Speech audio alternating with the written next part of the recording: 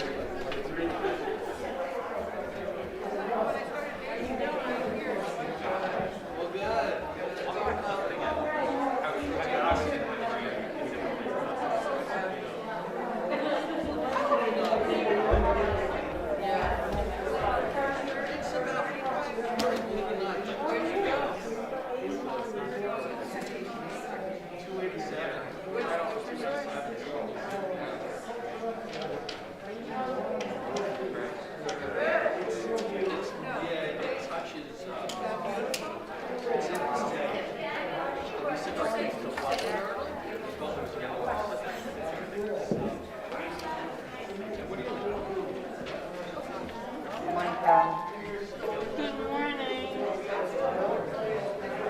How are you?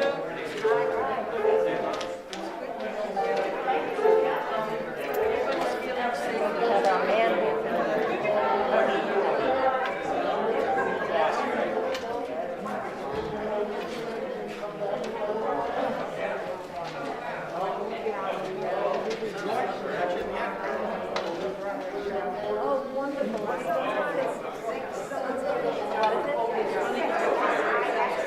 Oh, is that right?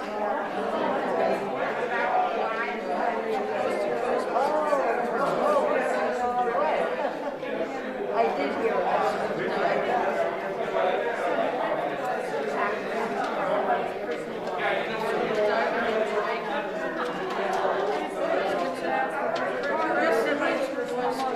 Good morning.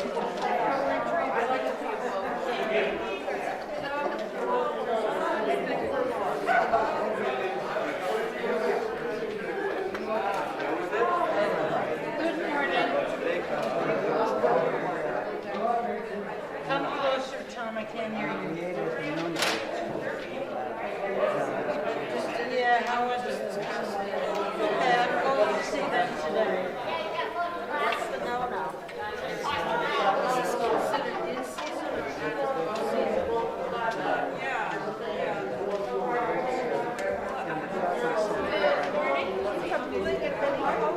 Yes, I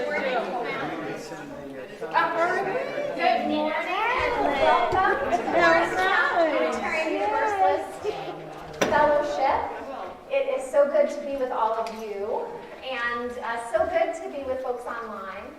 I want to say a special note because for the folks online, we're changing over we have some brand new fancy cameras where people will be able, 3 different angles, and some new mics on the way, but they're not quite here. And you know how there's that middle stage where things get messy before they get into their places again? Well, apparently our microphones are not 100%, but hopefully it's good enough today. But if you're coming in for the first time, know that in 2 weeks, because of supply chain issues, we're gonna have our brand new mic set up. So thank you, Alex West, for the incredible job you've been doing. And we do have some guests with us today who are online, and maybe some in the sanctuary from the UU Congregation of Somerset Hills, and we are just delighted you're here. So you're welcome anytime. And Yeah, that was my little note about And no sound issues in the room. but no sound issues in the room at all, so that's a great thing. With that, let us prepare our hearts and our spirits for worship.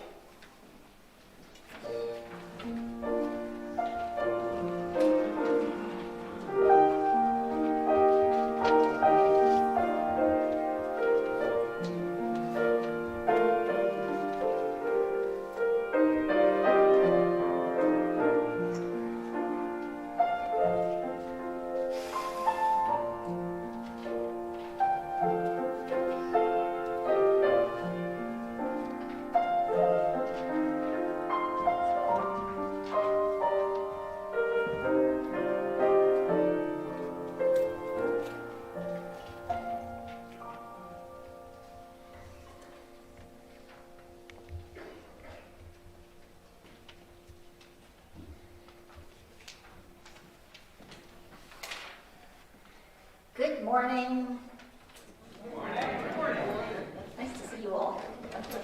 We are a spiritually alive, radically inclusive, and justice-centered community, and we are so glad you are here. My name is Tish Hamilton. My pronouns are she, hers, and I am your Sunday associate this morning. I have a couple of announcements to share. First off, as Alison said, welcome to any newcomers. We have a visitor orientation and tour following the service today, and we'll hope you'll join us in the library for the start. We're also hosting visitors tour and orientation on Zoom, so you can check the link in the pastoral letter that was sent via email, or you can also find the link in Facebook. Second, a special welcome to our visitors from the UU Congregation of Somerset Hills, who are visiting both online, and maybe some of you are here in person too. Welcome, you're also invited on this tour. Third, the Lunch Bunch is looking for a new spot.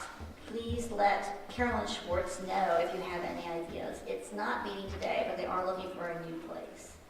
However, the meditation group will meet today at 12:45 in room 205.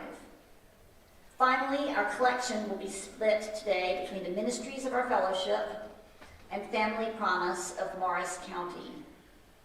You can give via text, via www.muuf.org, cash or check in the basket, and checks could also be mailed here to 21 Normandy Heights Road. Welcome, one and all, to our spiritual home.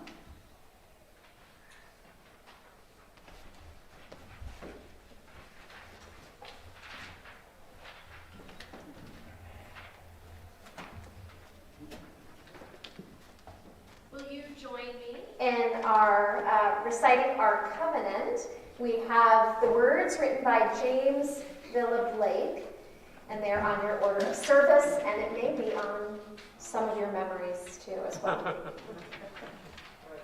And behind me, right? And behind me. Love is the spirit of this fellowship, and service is its law. This is our great covenant, to dwell together in peace, to seek the truth in love, and to help one another. So I invite you to join with me in the responsive reading from the hymnal 627, and also on the screen and on your screen at home. The Seasons of the Self. We need a celebration that speaks the spring-inspired word about life and death. About us as we live and die. Through all the cycling seasons, days, and years, we need the sense of deity to track our own hard ground center of us, and push life out of inner tombs and outer pain. unless we move the seasons of the self and spring can come for us. The winter will go on and on. And Easter will remain a myth, and life will never come again, despite the fact of spring. Wise words by Max Coots. And now we will have a very special opening song, the national anthem of the Ukraine, and our choir will be sharing that with us. We will sing this twice through. The choir will sing it once for you, and then we invite you to sing along for the second time. Heads up, on the second slide, there's a repeat, so don't get lost. And if you're wondering how to pronounce the name of the country in Ukrainian, it's Ukraina.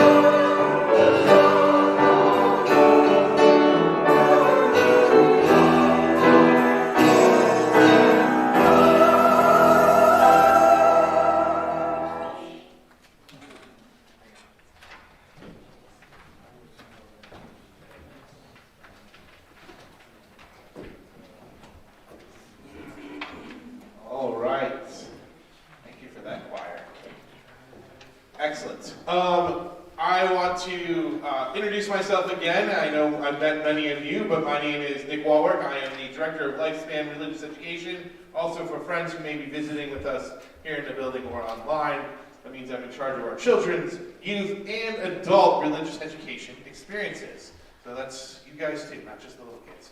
Now we're coming back into the building and into post-COVID. We're trying to expand those a little bit. I do want to let you all know that right now our children are in the middle of their Our Whole Lives curriculum. They just started it, and that is a age-appropriate, comprehensive sexuality curriculum talking about their bodies, the changes they're going through, their genders, how they identify, all those things. I also forgot to mention that I use he, him pronouns for those who are wondering. Yeah, so that's what's going on. And hopefully in the fall, we're going to have an adult OWL program for you all. And there's a new curriculum for older adults, which is a little bit different. And again, age specific and appropriate. Now, I have a question for you all. What is our next sugar-filled holiday?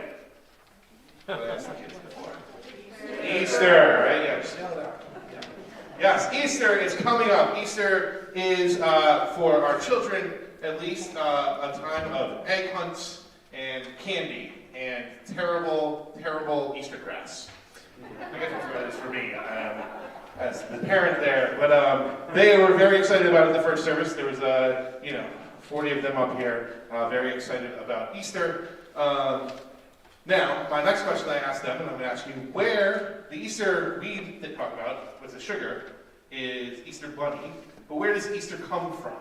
What faith celebrates Easter? Should be easy. Christianity. Very good. Okay. Very good. And so, Easter is about what Christians celebrate as the resurrection of Jesus. We will talk about that on Easter, so you all have to come in a couple weeks to do that. But before Easter, there's a special season that Christians celebrate. Does anyone know what that is called? Lent. Lent. Very good. Oh, you guys are yelling out. I love it. Now, how many people? So you all have clearly heard of Lent. The kids do not know about Lent. One of them heard lint in their mind and was telling me about how it gets off their pockets the whole time. He was having a different conversation we were having. It was fine. But Lent. What is one of the things that traditionally people do during Lent? Give things up, right? Give things up, particularly sugary things. Chocolate's kind of the classic. I give up chocolate for Lent, or alcohol, or things like that. But does anyone know why that's the practice? The sacrifice. The sacrifice? Okay. One of the things that I think is important in Lent, so as some of you know, I come from a Christian background, and so Lent was big into our teachings and stuff, and a lot of the teachings in my background, a very good Reformed Calvinist, for those of you who study theology, he was a big fan, John Calvin was a big fan of telling us how terrible we all were, which is why I'm here with the E's and not with the Presbyterians anymore, because I like the kind of loveliness that you all bring.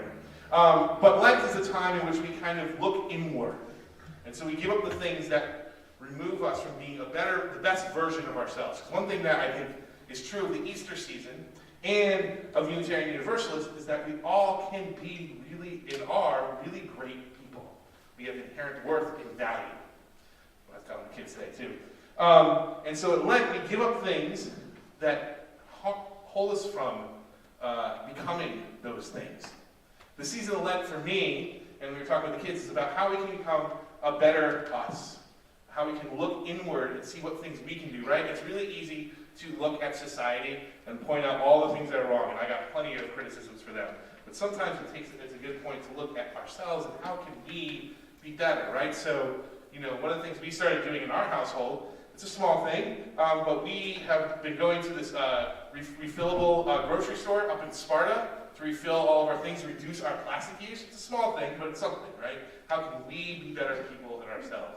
It's annoying, you gotta drive all the way up to Sparta, I gotta make sure There's also one in Morristown. Oh, there is one in Morristown? Oh, great. I don't know if the hours work for you. Okay, no, I'll make it work if I don't have to drive all the way up there, that's great.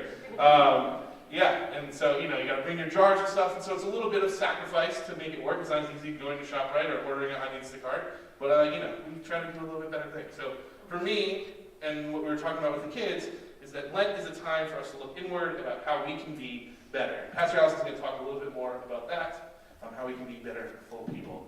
I just wanted to share that. That's our time for all ages. And now we're going to collect our offering, which will go towards Family Promise and us.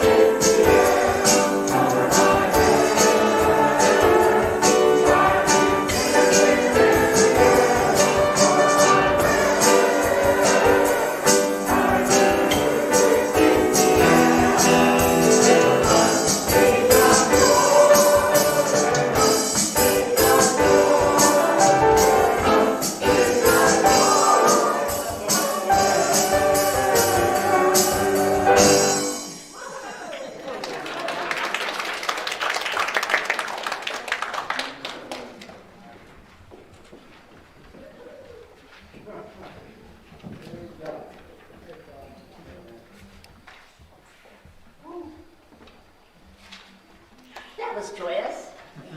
Thank you, choir, listeners.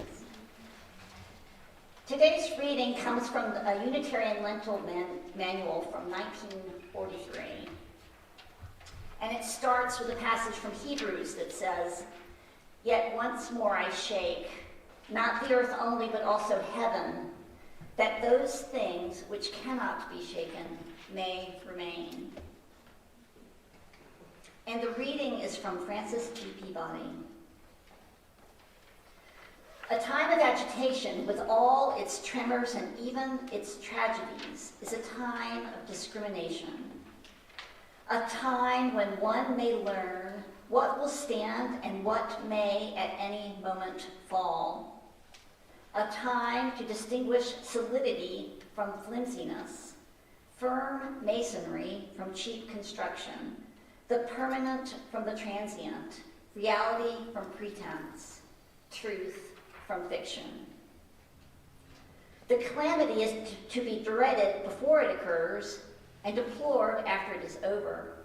Yet it may leave behind it, amid such desolation, the reassuring confidence that there are some things which cannot be removed. When the shock is over, people will look about them for the things that they had thought indestructible, and may find them fallen to the ground. Yet with an equal amazement, they may find unshattered those things which cannot be removed.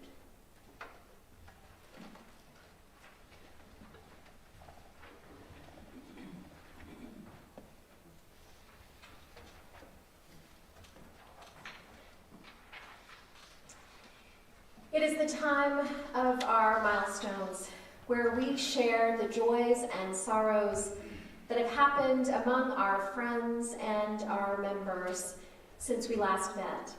And today is a day with some significant milestones. I would love to invite Stearns to come forward to share one. Good morning. I have some notes here. So I would like to share with you all a big milestone that after lots of soul-searching, months of soul-searching and decision-making, my husband Michael and I have decided to move to Philadelphia. And so I will be leaving you at the end of the summer. Bittersweet, and of course, once you make one of these decisions, the bitter gets highlighted. So I am called more and more to my teaching job in Philadelphia at University of the Arts in the musical theater program there. And on a personal level, Michael and I are called more and more as we get older to the place where we found each other and found ourselves when we were 20 years old. And the gauge for that, I'm telling people, our first dog was named Philly. So you know it means something to us. This doesn't feel like a move away from anything. It feels like a move towards something. It feels like going back home for us. So it's good news. And the other good news is that I'll be here through at least the end of August. So we have lots of time for music and fun and all that stuff. If you're wondering, yes, there is a UU church in Philly, but I'm looking forward to not getting up on Sunday mornings, at least for a while. So that's the news.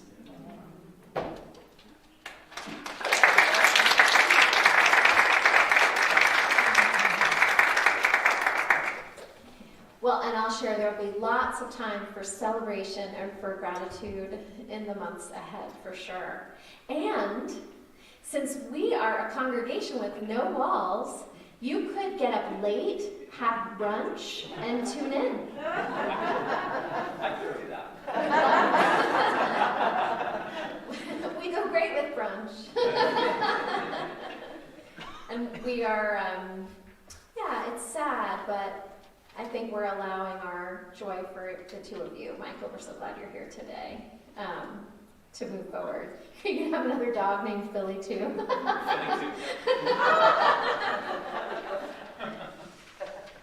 So we do have some more milestones to share.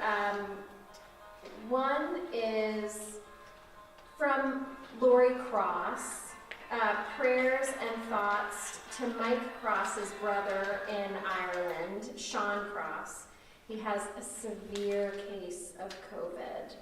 He is 77 years old, and Mike is very worried. So let us hold Sean in our hearts. May he receive compassionate care, and may he find well springs of strength. And let us especially hold his brother, Mike, in our hearts, and of course, his sister-in-law, Lori, as well.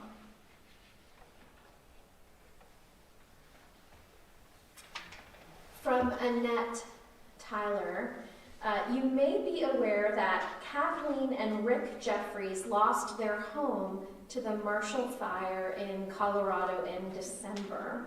And if you would like their new address, you can check with Annette Tyler. Now, she's not in the room right now because she was at the first service, but I did announce that we'll make sure to have it at the office, that you'll be able to call the office to get their new address. So let us hold Kathleen and Rick as they have a new beginning together, so in a new place.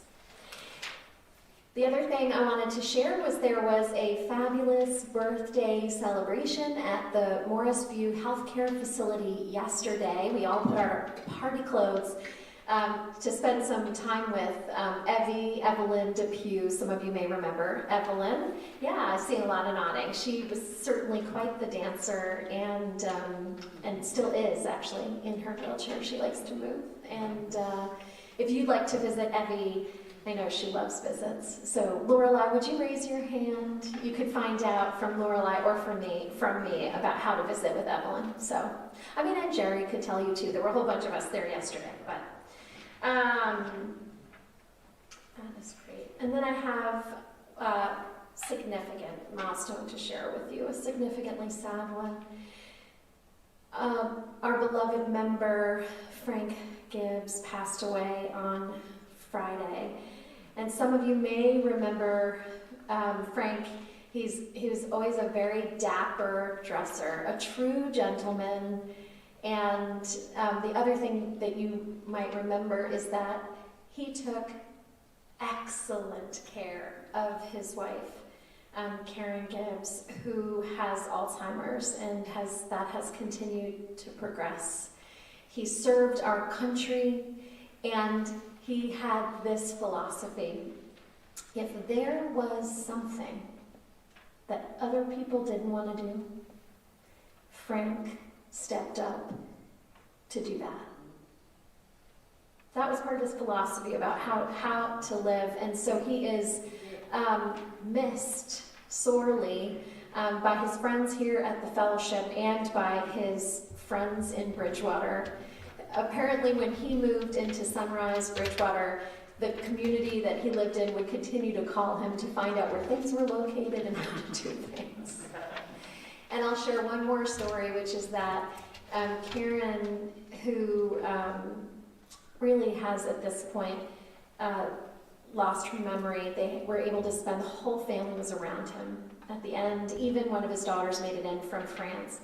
And although Karen no longer recognizes him as her husband, she kept saying, he's cute. And of course, he knew that she was his wife, so it was a really tender time, and I felt really blessed to be able to be there with them, and that he was sharp as a tack to the end. So we light a candle together in honor of Frank Gibbs. May his light and the love that he gave away ripple out, and may that light grow brighter with each succeeding generation.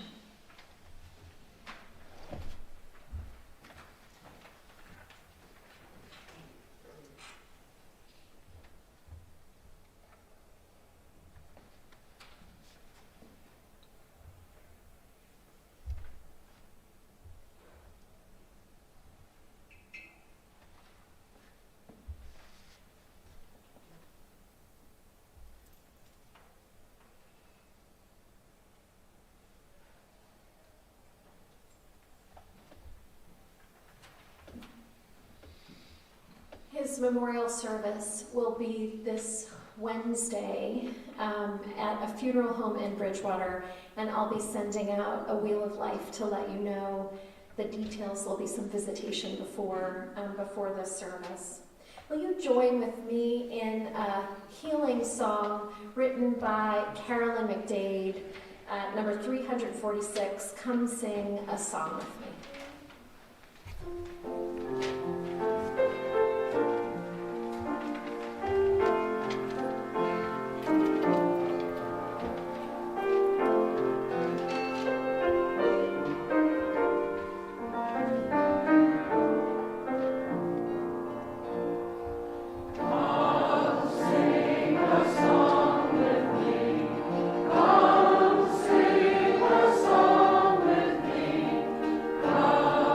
Sing a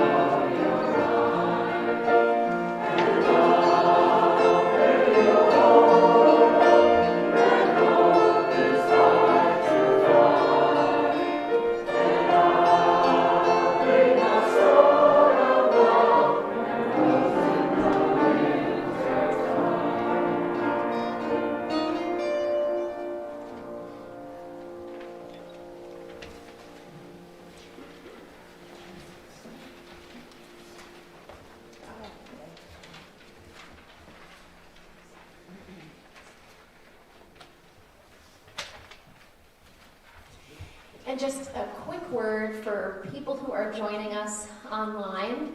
At this point, my name is Reverend Alison Miller. So glad you're here, especially because we know we have some guests coming in from Somerset Hills and no doubt other places. We are in the process of changing over our AV system, and because of supply chain issues, I'm told that the mics are not 100% today, but fabulous mics are on the way. And in case you're wondering, the sound in the sanctuary is really beautiful. So tune in again in 2 weeks. You can compare. It is so good to be here together. The coronavirus pandemic has been bookended by Lent. It was the season in which we had to first separate from each other and from this, our beloved sanctuary. Now, once again, we are in the middle of Lent as mask restrictions are lifted and people are holding on to the promise of moving towards the endemic stage. By the way, we still recommend masks here at the fellowship for the time being if you are indoors, although it is no longer required. Unless you're singing, we ask you to mask when you sing. And I'll mention this. I was advised by Jean Kraft, recognizing that here I am with all of you and a community leader, to download an app which gives you COVID alerts. And so, for example, earlier this week, I did get an alert that I had been near someone who was positive. And so I tested, and I also tested this morning. So it is, even the endemic stage, we may want to be mindful. So what I'm going to say to you is, do what feels right to you. If you feel that you've been around a lot of people and you want to wear a mask, or you feel better wearing a mask, no one should ask you or will ask you to stop wearing a mask. And they're also not required, and there are reasons why people choose not to wear masks. And may we continue to move in a better direction. And I'll say one thing that's changed about this Sunday is not just coffee at coffee hour is back, but there's some nosh too. So there's you can have a little nosh alongside your coffee. I don't know, maybe that's anti-Lent, but now some of you grew up with Lenten practices. Maybe if you were Catholic, you received ashes mixed with holy water, which were placed on your forehead by a priest or minister who shared these words: "Remember, you are dust, and to dust you shall return." If you were a Unitarian or a Universalist pre-merger, like my mother-in-law, you may remember the 40 days of meditations that comprised a communal spiritual practice. We heard one of those meditations today. Or if you grew up Unitarian Universalist post-merger like I did, you may have known it as a shorter holiday, Palm Sunday through Good Friday, or maybe just Good Friday. And it was during that time we shared in the story of the end of Jesus' life. Lent is a holiday with words and practices that remind us that life can be fleeting, that each of us is mortal, and that what we can count on is this precious moment. A mentor of mine from another faith tradition shared this story with me early on in my ministry about an episode from the beginning of his. Gavin was a new pastor. He received a call to come to the bedside of one of the elders in his congregation, a pillar of the church. Martha was on her deathbed, and she wanted him to come and visit. Now, he had a fair number of commitments that day, but of course he shifted things around and went straight to her. When he arrived, Martha appeared to be asleep. Now, Gavin didn't want to disturb her rest, so he waited quietly and patiently by her bedside. But he couldn't stop thinking about what remained on his to-do list. After a while, he looked at his watch to see just how much time had passed. At that very moment, she opened her eyes and quipped, "Do you have somewhere more important to be?" Flustered and jolted to a new level of wakefulness, he said, "No, I am here." He took a deep breath and he sat with her. This woman that he had begun to love, this woman who meant so much to the people he served. He turned his heart towards prayer and his full body towards presence. Those were her last words, and they shaped the minister he became and the quality of his presence. Here we are, you and I, in this community of people who practice what it looks like to extend love and care in this village that we have chosen to cast our spiritual lot with. Here we are, who show up for one another during and on the other side of good times and bad times, and who also show up for one another and our families and friends in the event when we do draw our last breath. These past 2 years of the coronavirus, and now the beginning of the third year, I'm told the junior year of coronavirus, have brought all of us proximate to death.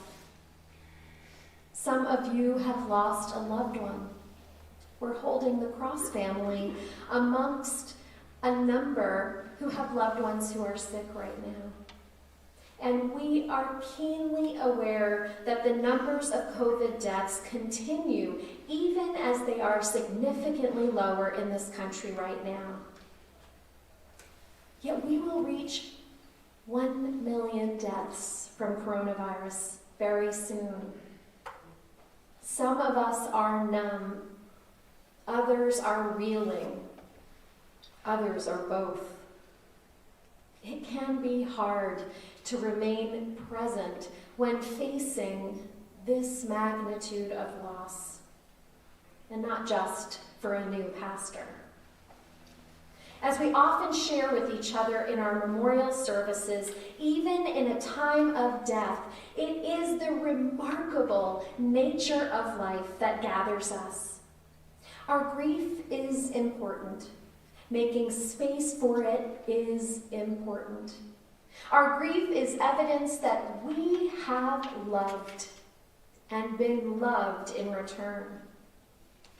We have been in a season of individual and collective grief for a long while now, and to it we add our concern over the loss of life in Ukraine. A time of death, though, is also a time of celebration of those who are gone, for all the ways they touched our lives while they were with us, whether it was a love of music or teaching, whether it is their story of resilience that now lives in us, the lessons of their life, the ways they made a difference, what they meant to the people who loved them, and more. And this is true, friends, whether it is a short life or a long one. Lent is the holiday I will associate with the pandemic as the lessons of our mortality, of our finite nature, make way also for the infinite possibilities of love. Just like Lent points the way towards new life, we had to practice a discipline of physical separation, not spiritual separation, but physical separation more than once over the last 2 years in the face of our mortal nature. But that didn't stop love or life itself. We discovered new sources of resilience, hope, connection, creativity, and life giving practices. Yes, we lost 1 million lives, which is tragic. But the discipline of separation also saved millions of lives. Millions of lives. Not to say or imply that this has been easy. It has been difficult and even harrowing at times. But like that bud pushing through the pavement at the beginning of spring, the forward flow of love and life refuses to give death the last word. See, that was perfectly timed. Thank you. The fact that our lives are finite, it turns out, is a source of paying attention and turning our attention to what matters most. Lent, it turns out, is actually about the beginning of Jesus' ministry, not the end. It is about how he lived and not how he died. I missed that important nuance in the shortened version of the Lent Easter season I grew up with. Lent lasts 40 days, a number said to be the equivalent of the number of days that Jesus spent in prayer and fasting in the wilderness before the start of his public ministry. It's also the amount of time that Moses spent in a time of prayer and fasting up on Mount Sinai as he received the sacred commandments and the sacred commission in the presence of God. We learn in these stories and in the story of Exodus that Moses neither ate bread nor drank water the entire time. While the modern reader may dismiss this as an impossible fact, a metaphorical point that can be taken from the story is that two things are happening side by side. In coming close to God, or what is eternal, or truth, or love, Moses and Jesus are also risking coming close to their death. Jesus and Moses' ministries begin with an awareness of their mortality, that life and death always hang in the balance. An Ash Wednesday experience, if you will. It is from that sacred insight that they are then commissioned to go forth and choose life and to teach others how to do the same. In how we move, in how we organize, in how we relate to one another, in how we inspire each other, and how we live each day. The three major practices of Lent are prayer, fasting, and almsgiving. A fresh awareness of our mortality births the will to do things a little differently, to slow down, to turn inward and reflect on our life, to give up the things that separate us from our individual and collective health, and to make room in our lives for what is truly precious. In our busy, often distracting, and hurried culture, Lent can be a healing salve. It can offer us the permission to focus with presence on one thing at a time. And as we return to quote-unquote normal, I hope it will be a new normal, not just the hectic busyness of before. While I pride myself on an ability to multitask, and I'm sure I'm not alone, this season reminds us that clearing clutter and regaining clarity is what is needed at least annually to maintain our pace. Actually, even more than that, Lent invites us into the humbling fact that the best kind of thinking and doing stems from focusing on one thing at a time, and research proves this over and over again. It is the only way to give ourselves fully to something that matters to us, or someone that matters to us, and to the presence of the holy if that matters to us. Yes, Lent offers an invitation to stop, to listen, to pay attention. The first steps in prayer or meditation. A life where we are always partially absent is one where we could be said to be partially dead in a way. It's like burying who we are and who we long to be under a blanket of snow.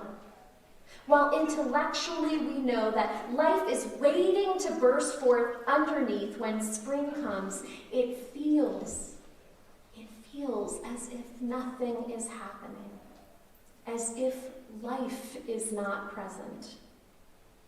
So let us look at those three practices. Fasting. Is there something that you could refrain from that would move you to a healthier or a holier place? Many people do give up alcohol, meat, or chocolate, but some other options could be fasting from fear, fasting from judging, fasting from gossip, fasting from Facebook. I can tell by the laughter, I was like elevating in terms of what might be relevant. What could you give up for a period of time, right? That would feel liberating. That would return you to your core. That would help you re-emerge, ready to be true to your authentic desires. We fasted from being near one another. That was a discipline, and it was absolutely about choosing life. It was not forever. It was for a time. And now we re-emerge with a greater clarity about how precious community is and how it can be forged across time and space online. Prayer. Is there something you would like to reflect on that could invite deeper meaning in your life? Some people meditate on the Psalms, or perhaps a book of poetry, maybe Amanda Gorman's new book of poetry. Some might decide to prayerfully walk in the woods. This is the most fabulous time to notice where life is emerging. What daily devotion might bring greater insight to you? And I want to name, we have a discipline and a devotion to countering the culture out there of oppression, of greed, of me instead of we. Recognize that this too is a place of practice. Almsgiving. Giving to our neighbors in need is a Lenten practice. And it's not just about giving, but about recognizing that we are interconnected. It is a matter of justice. We all need one another. And just as we have needs which others help fulfill, we have opportunities to help and share with others. And I want you to know that during the pandemic, when we were giving our plate away online and with checks in the mail, we weren't even in this room together, we were giving away often more than we gave away here because we felt our connections to folks in our neighborhood. And so I want to thank you for the incredible Lenten generosity you have engaged in. And did you know that at last year's annual budget drive, and we're about to launch another one, we raised the largest amount we have to date? Because we recognize that none of us can go it alone. Who are the neighbors, near and far, that you feel called to help this year? You see, the secret of Lent is coming close enough to God, or that which is eternal, to recognize that we are not that. We are mortal. so that we live as if this day mattered, so that we live as if our presence mattered, so that we don't hibernate and sleep through entire seasons of our lives. This can't be confused with the distracted, hurried, busy life. The question is, are you busy with things that when you come to your last breath, you will consider that you have truly lived? 40 days is a long enough time to ground ourselves in an answer we can trust. And the good thing is that we're not orthodox around here. You could have a 40-day practice anytime you choose. It does not have to start on March 2nd. It could be any month of any year. For after the winter, spring does come. After the solemnity of Lent, Easter comes. And we may find that maybe for the first time, or once again, thank goodness, we have awakened from our slumber. So I want to share a story from the beginning of my ministry, actually as a pre-pastor, not even a new pastor yet. One of the hoops that I had to jump through was 2 days of psychological testing. It's important that priests, imams, clergy, rabbis of all kinds have some testing because there's authority and trust invested in us. Well, the psychologist who put together my profile said a lot of nice things about how suited I was to the ministry, but when she learned that I was a cancer survivor from a childhood cancer, she had a big asterisk that she wrote on the sheet of paper. This minister is a risky investment for her denomination. She has an uncertain lifespan. Which makes me like everyone else. But there it was at the beginning of my commissioning, if you will, and less so the psychologist who wrote that, but more so the fact that I had been through that as a teenager, an awareness that this is the one precious life that we have to live. So to truly live ourselves in it, and I said yes to the ministry and yes to partnership with you in so many ways. The years we have said yes to building a community, the years that you and I together have said yes to generosity, the years that we have said yes to addressing housing insecurity and alleviating hunger, the years that we have said yes to countering oppression in Morris County. And we are saying yes right now to, and Judy Romano will be outside, to a renewal of the welcoming process, to what it really means to include the LGBTQ population who is in our community and who is visiting all the time and asking, is there room for all of me here? We say yes to countering the culture of me, the culture that tells us we are separate. So think of Lent this way. Lent is like an alarm clock saying, wake up, wake up, wake up. And in response, we hit that alarm and we say yes to this day. Yes, yes, yes. May it be so, friends. Will you join in our closing song? We Shall Be Known, a new song. The words are on the screen behind us. And the choir is going to lead us.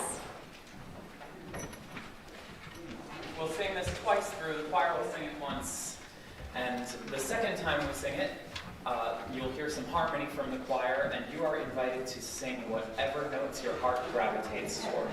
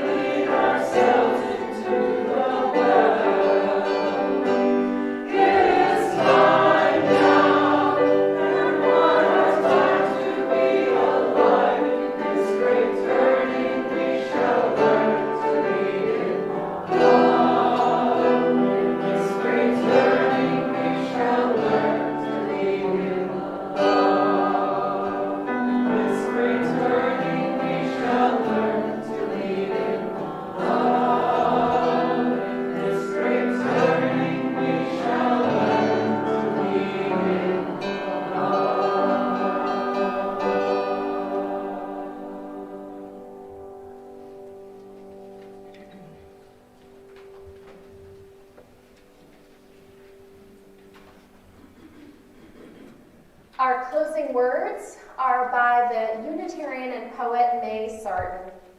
Help us to be the always hopeful gardeners of the Spirit, who know that without darkness, nothing comes to birth, as without light, nothing flowers.